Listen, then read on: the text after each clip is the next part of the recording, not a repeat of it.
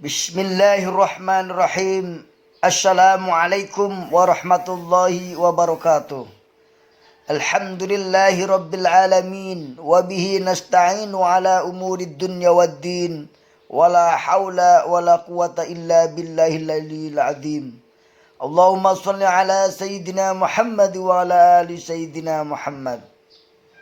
Alhamdulillahi wahdah, sadaqa wahdah, wa nasara addah, wa azza jundahu, wa hazamal ahjaba wahdah. La ilaha illa anta subhanaka inni kuntu minadh dhalimin. Bersyukur kita kepada Allah Subhanahu wa ta'ala yang telah memberikan kita nikmat iman, nikmat Islam, nikmat sehat, nikmat makanan, minuman yang kita makan setiap hari. Itu adalah bagian nikmat dari Allah Subhanahu wa ta'ala yang harus kita syukuri. Kita masih bisa ketemu nasi, masih bisa ketemu api, masih bisa ketemu air. Semua itu nikmat dari Allah Subhanahu wa ta'ala yang wajib kita syukuri. Dengan bersyukur, Allah berjanji akan menambahkan nikmatnya. Wa idza ta'addana rabbukum la in syakartum la ajidannakum wa la in kafartum inna adzabi lasyadid. Sungguhnya apabila kalian bersyukur, maka aku akan tambahkan nikmatnya, dan apabila kalian kufur, maka sesungguhnya siksaku sangat pedih. Kita masih bisa menikmati makanan kita sehari-hari. Itu pun bagian daripada nikmat Allah Subhanahu wa ta'ala yang harus kita syukuri. Dengan bersyukur, nikmat akan ditambah, kesehatan akan terjaga, dan kita akan senantiasa bisa beribadah kepada Allah Subhanahu wa ta'ala. Dengan bersyukur, hidup kita akan tentram dan nyaman. Dengan bersyukur, kita akan merasakan nikmat. Tapi jika kita kufur, apapun yang kita miliki akan terasa tidak enak. Karena itu bersyukurlah. Salah satu bentuk syukur kita adalah membaca atau mencari ilmu pengetahuan. Sebagai pendidik, kita harus mengetahui salah satu ilmu tentang alat dan teknik media pendidikan. Dalam pendidikan, kita akan mengenal berbagai alat media pendidikan. Pada umumnya, alat media pendidikan itu antara lain alat-alat yang audiovisual. Dapat diklasifikasikan menjadi 4 jenis. Alat-alat visual yang dapat dilihat, misalnya film, transkrip, transparansi, microprojection, papan tulis, buletin, gambar-gambar, ilustrasi, chart, grafik, poster, peta, dan globe. Sedangkan alat-alat yang audiotifik hanya bisa didengar, misalnya fonografik, transkripsi elektrik, radio, rekaman pada tape record. Alat-alat yang dapat dilihat dan didengar, misalnya film dan televisi. Benda-benda 3 dimensi yang biasa dipertunjukkan, misalnya model spesies, mock-up, bak pasir, peta elektrik, koleksi diorama, misalnya pasien, pantomim, permainan dramatisasi, permainan peran,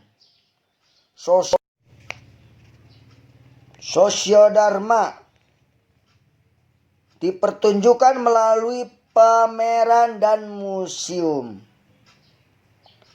Dramatisasi misalnya manajemen, pantomim, permainan dramatisasi, permainan peran, sosiodharma, sandiwara, boneka, dan demonstrasi.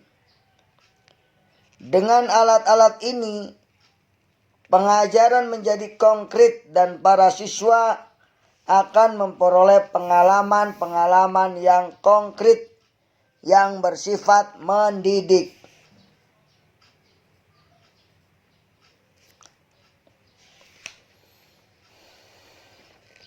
Beberapa alat saja yang ada di sekeliling kita, diantaranya adalah papan tulis, buletin board, dan display.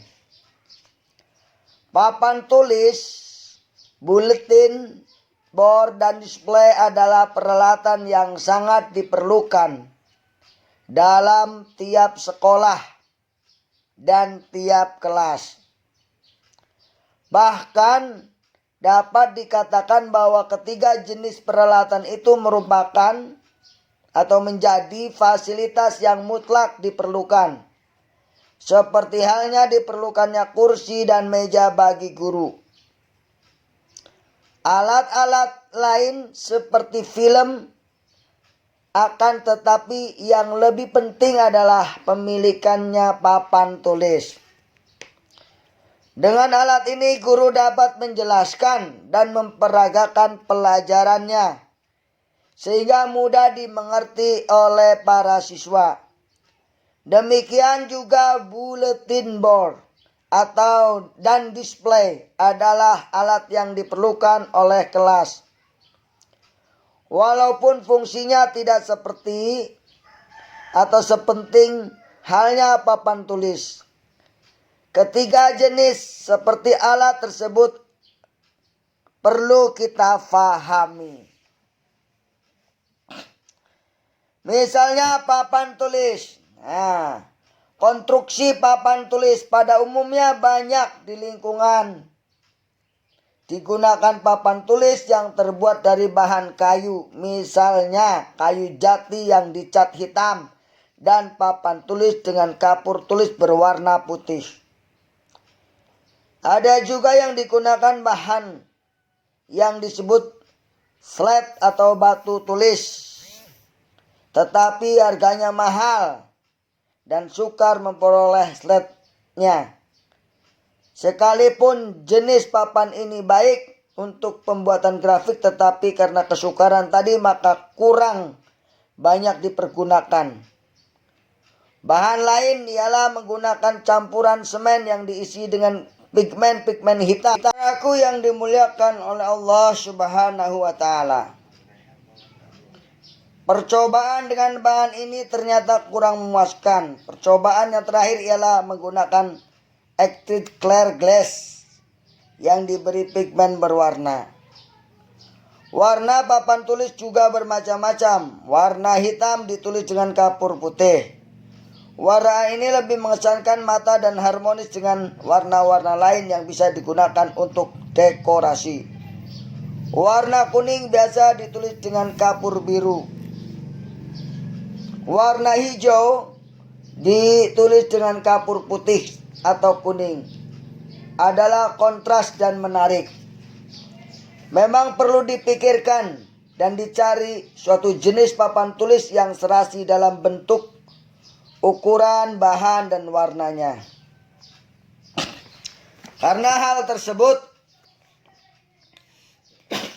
akan mempengaruhi terhadap penglihatan siswa dan terhadap guru yang mengajar. Demikian pula letak papan tulis hendaknya ditetapkan sedemikian rupa agar memuaskan kelas. Tidak boleh terlalu tinggi atau terlalu rendah. Pada umumnya untuk murid-murid sekolah dasar letaknya adalah 88 inci dari lantai.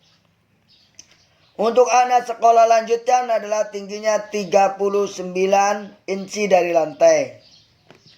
Namun demikian, guru sebaiknya menyesuaikan letak papan tulis sesuai dengan keinginan bersama dalam kelas tersebut. Penggunaan papan tulis pada waktu mengajar oleh guru bermanfaat, antara lain menyajikan pelajaran dapat dilakukan dengan jelas. 2. Bila terdapat kekeliruan atau kesalahan, hal ini akan segera dapat dilihat dan dinilai oleh guru. 3. Papan tulis merangsang anak-anak untuk bekerja lebih baik. 4. Apabila suatu ide atau masalah ditulis di papan tulis, kelas dapat melihat dan membacanya dengan jelas. 5. Mendorong motivasi belajar karena anak-anak pada umumnya senang bekerja pada papan tulis. Demikian yang dapat sampaikan terkait dengan papan tulis. Namun masih banyak sekali yang terkait dengan papan tulis. Insya Allah akan kita bahas di lain kesempatan. Demikian apa yang benar datangnya dari Allah, yang salah datangnya dari saya, mohon maaf. Terkait dengan media pendidikan, yaitu berupa papan tulis yang sudah biasa kita lakukan dalam kehidupan sehari-hari. Karena dengan papan tulis kita akan bisa menghasilkan konsentrasi anak-anak. Demikian, wassalamualaikum warahmatullahi wabarakatuh. Terima kasih sudah menonton. Jangan lupa klik like and share and subscribe. Oke.